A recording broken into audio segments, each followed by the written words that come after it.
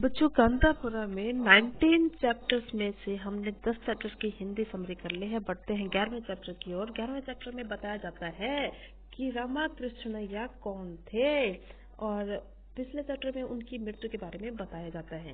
तो देखिए रामाकृष्णय्या कौन थे।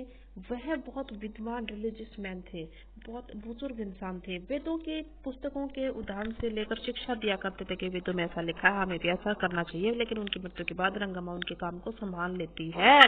शहर में रहने के कारण रंगम्मा बहुत कुछ सीख गई थी। उसका गांव की महिलाओं पर बहुत प्रभाव भी था। यानी वह लेडीज की, गांव की लेडीज की यानी फीमेल लीडर कौन थी? रंगम्मा थी। वह स्वयं सेविका संस्था बना लेती है जिसका नाम है सेविका संघ। अगर आपसे छोटा क्वेश्चन पूछा जाए कि सेविका संघ क्या था, तो जिस सेविका संघ क्या थी, एक ऐसी संस्था थी जिसे रंगम्मा ने बनाया था और उसने रामाकृष्णय्या की मृत्यु के बाद ऐसी संस्था का निर्माण किया था। गांव की लेडीज की फीमेल लीडर के तौर पर उसने इसमें काम किया। गांव की महिलाओं को झांसी की रानी, लक्ष्मीबाई के जैसी बहादुर नारियों की कहानियां सुनाती थी। वह उन्हें राजपूत नारियों की कहानियां भी सुनाती थी कि किस प्रकार शत्रु से लड़ना उन्होंने उचित समझा, कि उनके हाथ पड़ने के बजाय जल जाना सही लगा, उनसे हार मानने की बजाय लड़ जाना सही लगा। उन्होंने एनी बेसेंट, कमला देवी, सरोजिनी नायडू जैसी स्वतंत्रता सेनानियों के बारे में भी गांव की महिलाओं को बताया। उनके उपदेशों से महिलाओं में जागरण आया, उनकी थोड़ी सी कहते हैं ना कि शुद्धि आई।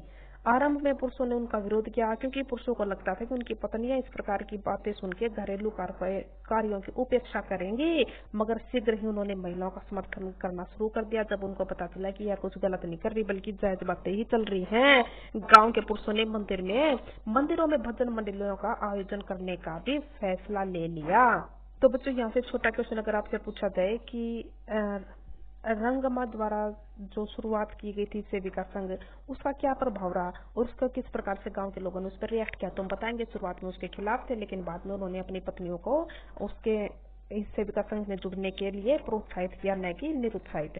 आगे 12वें चैप्टर की शुरुआत हम देखते हैं कि इस शुरुआत में लेखक बताता है कि वर्षा ऋतु का जिक्र हुआ। वर्षा ऋतु आ गई थी, बारिश होने लगी थी। अब लोगों को लगा कि खेतों में फसलें बो देनी चाहिए। मंदिर में पूजा का आयोजन किया गया, नारियल तोड़े जाते हैं, देवी को माला पहनाई जाती है और फिर समाचार मिलता है कि मूर्ति को भी रिहा किया जा रहा है। गाँव में बहुत खुशी है, उमंग है, जोश फैल जाता है। मूर्ति एक नायक की तरह स्वागत करने का उनकी योजना बन जाती है। लेकिन वाटरफॉल वेंकम्मा नहीं चाहते कि मूर्ति का स्वागत नायक की तरह किया जाए। इस आयोजन को बिगाड़ने के लिए वह शीघ्र ही एक प्लान करती है और इस प्लान में उसके दुश्मन यानी मूर्ति के दुश्मन उसका साथ देते हैं, यानी अंग्रेजों के वफादार और देश के गद्दार उनका साथ देते हैं। वह क्या करती है, उसी शाम अपनी बेटी की शादी निश्चित कर देती है, जिसका रिश्ता एक ऐसे वकील के साथ हुआ था जिसकी पत्नी मर चुकी थी और अधेड़ उम्र का वकील था और उसका रिश्ता भट्ट ने करवाया था। और अब आपने कमेंट बॉक्स में उसका नाम बताना है कि उस वकील का नाम क्या था जिसके साथ उसकी बेटी रंगा की शादी निश्चित हुई थी।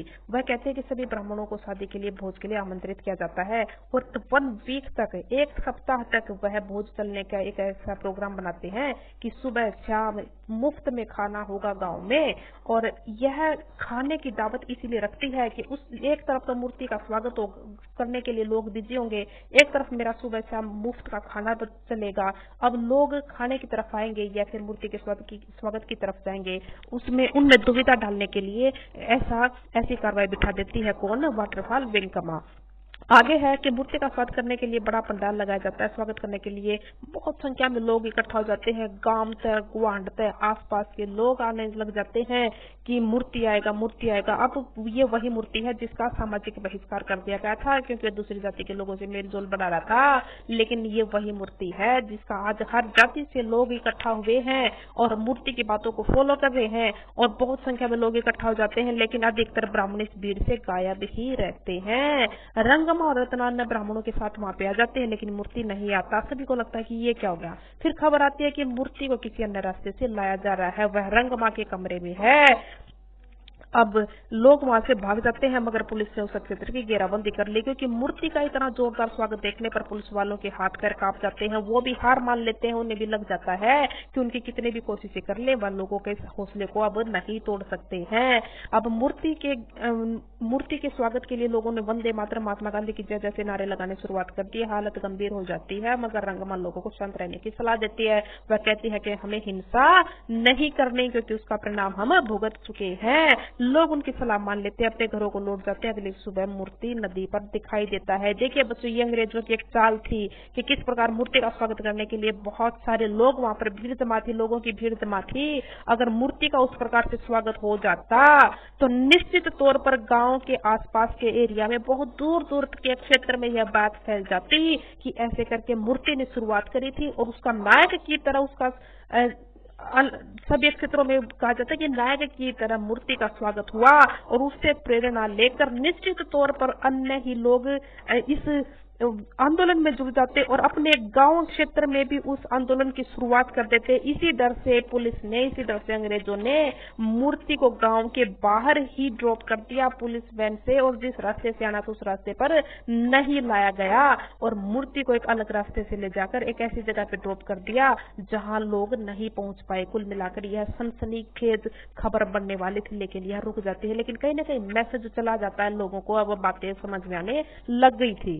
इतनी मात्रा में लोग वहां पे इकट्ठा थे। अगर वो मूर्ति का ऐसे स्वागत हो जाता तो निश्चित तौर पर कह सकते हैं कि यह अंग्रेजों की एक हार थी, और उन्होंने हार मानते हुए पहले तो लोगों को धमकाया, लेकिन जब देखा कि लोग नहीं मान रहे तो हार मानते हुए मूर्ति को रिहा कर दिया, और ऐसी रिहाई करी जिसे गुप्त ही रखा गया।